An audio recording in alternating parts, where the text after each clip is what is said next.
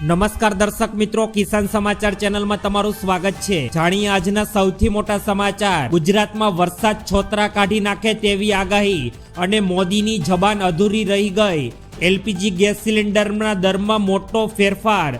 તો મિત્રો તમારું પણ રેશન કાર્ડ થઈ જશે રદ। ખેડૂતોને 2000 રૂપિયાની જગ્યાએ 4000 રૂપિયાનો હપ્તો। દેશી ગાય ખરીદવા 28,000 રૂપિયાની સહાય। ક્રેડિટ કાર્ડ વપરાશકર્તાઓ માટે નિયમમાં ફેરફાર। સર્વોત્તમ ડેરીના પશુપાલકોને ભેટ।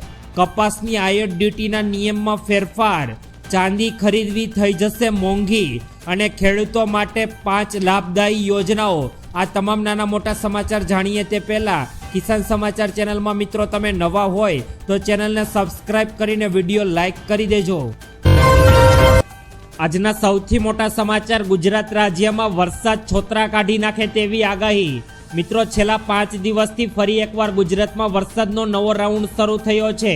આ દરમિયાન અત્યારે ગુજરાતના દરેક જિલ્લાઓમાં રોજ વરસાદ અત્યારે નોંધાઈ રહ્યો છે। ત્યારે અત્યારે મિત્રો ઉલ્લેખનીય છે કે સૌરાષ્ટ્ર, દક્ષિણ ગુજરાત, ઉત્તર ગુજરાત સહિતના ભાગોમાં પણ અત્યારે ભારે વરસાદની આગાહી વ્યક્ત કરવામાં આવી છે।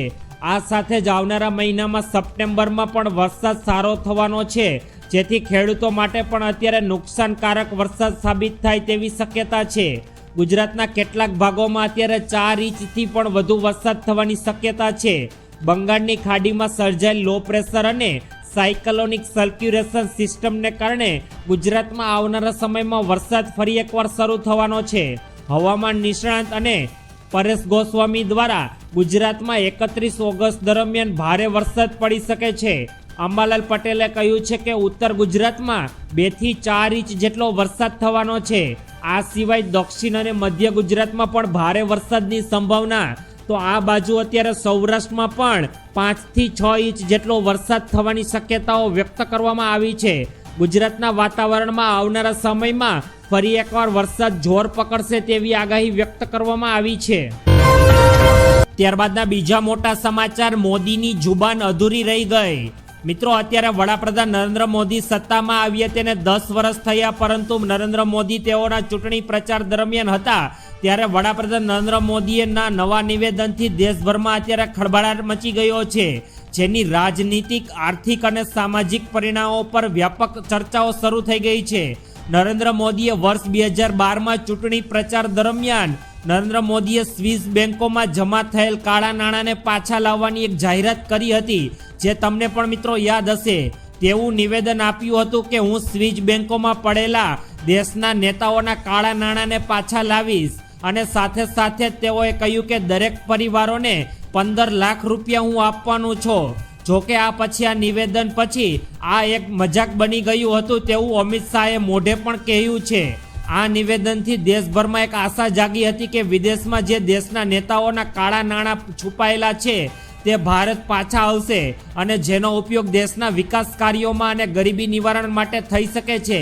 આ વચન એ સમયે ભાજપને ચૂંટણી ઝુંબેશમાં પણ મહત્વનો ભાગ ભજવ્યો હતો અને વર્ષ 2014ની ચૂંટણી જીતવા માટે નરેન્દ્ર મોદી આ નિયમનો બહુ જ ઉપયોગ કર્યો હતો, જેનાથી લોકોમાં મોદીના નેતૃત્વની ક્ષમતા પર વિશ્વાસ વધ્યો। જોકે આ વિશ્વાસ કરવો અત્યારે લોકોને કેટલો ભારી પડી રહ્યો છે તે અત્યારે લોકો જ જાણે છે। ત્યારબાદના ખૂબ જ અગત્યપૂર્ણ સમાચાર। એલપીજી ગેસ સિલિન્ડરના દરમાં મોટો ફેરફાર। અત્યારે એલપીજી ગેસ સિલિન્ડરના ભાવમાં આવનારા મહિનામાંથી ફેરફાર થવાના છે, જેની ગૃહિણીઓના બજેટ પર અત્યારે મિત્રો સીધી અસર પડવાની છે। ઘરેલું એલપીજી સિલિન્ડરના ભાવમાં દર મહિનાની 1લી તારીખે સુધારા વધારા સરકાર દ્વારા કરવામાં આવે છે। હવે આવનારા 3-4 દિવસ બાદ નવો મહિનો સપ્ટેમ્બર મહિનો શરૂ થવા જઈ રહ્યો છે અને 1 સપ્ટેમ્બરના એલપીજી ગેસ સિલિન્ડરના ભાવ પણ સરકાર દ્વારા જાહેર કરવામાં આવશે। જો આંતરરાષ્ટ્રીય બજાર સ્તરે ક્રૂડ ઓઇલના ભાવ વધશે તો સમજી લેવાનું મિત્રો કે ઘરેલું એલપીજી ગેસ સિલિન્ડર પણ મોંઘા થવાના છે। કિંમતોમાં ઘટાડાના કિસ્સામાં ચોક્કસપણે અત્યારે થોડી રાહ જોવી પડશે, એટલે કે એકંદરે રસોડાનું બજેટ અત્યારે આવનારા સમયમાં બગડી શકે। તેથી હવે તૈયારીઓ પૂર્ણ કરી લેવી પડશે, કારણ કે ગૃહિણીઓને આવનારા સમયમાં સરકાર દ્વારા હવે જે 1 મહિનામાં એલપીજી ગેસ સિલિન્ડરના ભાવમાં વધારો કરવામાં આવે છે કે ઘટાડો તે 1 સપ્ટેમ્બરના રોજ ખબર પડશે। ત્યારબાદના ખૂબ જ અગત્યપૂર્ણ સમાચાર, તો તમારું રેશન કાર્ડ પણ મિત્રો રદ થઈ જશે. જો મિત્રો તમારી પાસે પણ સરકાર તરફથી મળેલું રેશન કાર્ડ છે અને તેનો તમે ઉપયોગ કરીને મફત રાશન મેળવી રહ્યા છો, તો તમારા માટે આ સમાચાર ખૂબ જ મોટા અને મહત્વપૂર્ણ સાબિત થઈ શકે છે. મિત્રો, કેન્દ્ર સરકારે રેશન કાર્ડ ધારકોને લઈને અત્યારે નવી ગાઈડલાઈન જાહેર કરી દીધી છે, જેમાં કેવાયસી અને રાશનના જથ્થાને લઈને સરકારે અત્યારે તદ્દન નવા નિયમો જાહેર કર્યા, જેમાં દેશના કોઈ પણ રેશન કાર્ડ ધારકે જો મિત્રો સતત 6 મહિના સુધી રેશનનો જથ્થો નહીં લીધો હોય તો સરકાર દ્વારા આપોઆપ તેઓનું રેશન કાર્ડ રદ કરી દેવામાં આવશે. આ સિવાય સરકારે દર 5 વર્ષે કેવાયસી કરવાનો પણ આદેશ આપ્યો છે. ખાસ કે રેશન કાર્ડને લઈને ચાલતી કાળાબજારી અને ડુપ્લિકેટ જેવા મુદ્દાઓને લઈને સરકારે અત્યારે દર 5 વર્ષે ફરજિયાત કેવાયસી કરાવવાની પ્રક્રિયા પૂર્ણ કરી દીધી છે અને ફરજિયાત પણ કરી દીધી છે.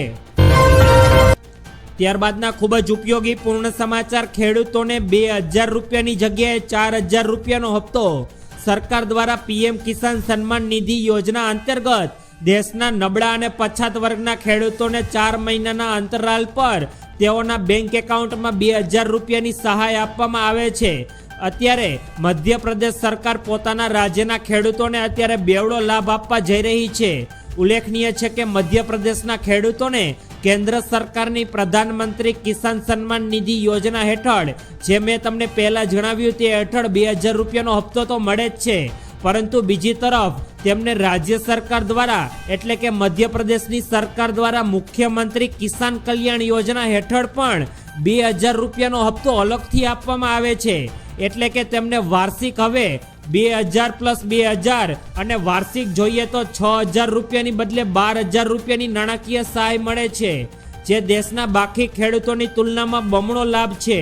મિત્રો, મધ્યપ્રદેશમાં છેલ્લા 15 વર્ષથી ભાજપની સરકાર રહેલી છે અને ગુજરાત રાજ્યમાં પણ 20 વર્ષથી ઉપર અત્યારે ભાજપની સરકાર છે. તો અત્યારે ગુજરાતના ખેડૂતો પણ માંગણી કરી રહ્યા છે કે તેઓને પણ 2000 રૂપિયા + 2000 એટલે કે 4000 રૂપિયાનો હપ્તો તેઓને પણ મળે. ત્યારબાદના ખૂબ જ અગત્યપૂર્ણ સમાચાર, દેશી ગાય ખરીદવા હવે સરકાર ચૂકવશે સહાય. સૌરાષ્ટ્ર અને ગુજરાતના અન્ય વિસ્તારોમાં પશુપાલન હવે માત્ર દૂધ ઉત્પાદન પૂરતું નથી, પરંતુ ખેડૂતો માટે આવકનો મજબૂત સ્ત્રોત બની ગયો છે. રાજ્ય સરકાર દ્વારા પશુપાલકોને સહાય આપવા માટે સતત નવી યોજનાઓ ચલાવવામાં આવી રહી છે. પ્રાકૃતિક ખેતીઓને ઉત્તેજન આપવા માટે રાજ્ય સરકાર હવેથી દેશી ગાયોની ખરીદી માટે સહાય યોજના પણ જાહેરાત કરી છે. મિત્રો, આ યોજના અંતર્ગત રાજ્યના એવા ખેડૂતોને સહાય મળશે કે જેમણે આત્મ કચેરી દ્વારા પ્રાકૃતિક ખેતીની તાલીમ લીધી છે. ખેડૂતોને આ ખેડૂત પોર્ટલ પર ઓનલાઈન અરજી કરવાની રહેશે અને સહાય સ્થાનિક નસલની 2 ગાયો ખરીદી કરવાની રહેશે. કોને મળશે આ લાભ? આ યોજના સામાન્ય અનુસૂચિત જાતિ, અનુસૂચિત જનજાતિના ખેડૂતો માટે અત્યારે સરકાર દ્વારા તેઓને પણ દેશી ગાયની ખરીદી કરવા પર 28,000 રૂપિયાની સહાયની ચૂકવણી કરવામાં આવશે. ત્યારબાદના અગત્યપૂર્ણ સમાચાર, ક્રેડિટ કાર્ડના વપરાશકર્તાઓ માટે સરકારે જાહેર કર્યા નવા નિયમ. દેશની સૌથી મોટી બેંક SBIએ ક્રેડિટ કાર્ડના નિયમોમાં ફેરફાર કર્યો છે. જો ઓટો ડેબિટ ફેલ જશે તો 2% પેનલ્ટી સરકાર દ્વારા વસૂલ કરવામાં આવશે. આંતરરાષ્ટ્રીય લેવડ દેવડ, ઈંધણ અને ઈ-કોમર્સ પર અલગથી વધારાના ચાર્જ વસૂલવામાં આવશે. રિવોર્ડ પોઈન્ટનું મૂલ્ય પણ અત્યારે સરકાર દ્વારા ઘટાડી દેવામાં આવ્યું છે.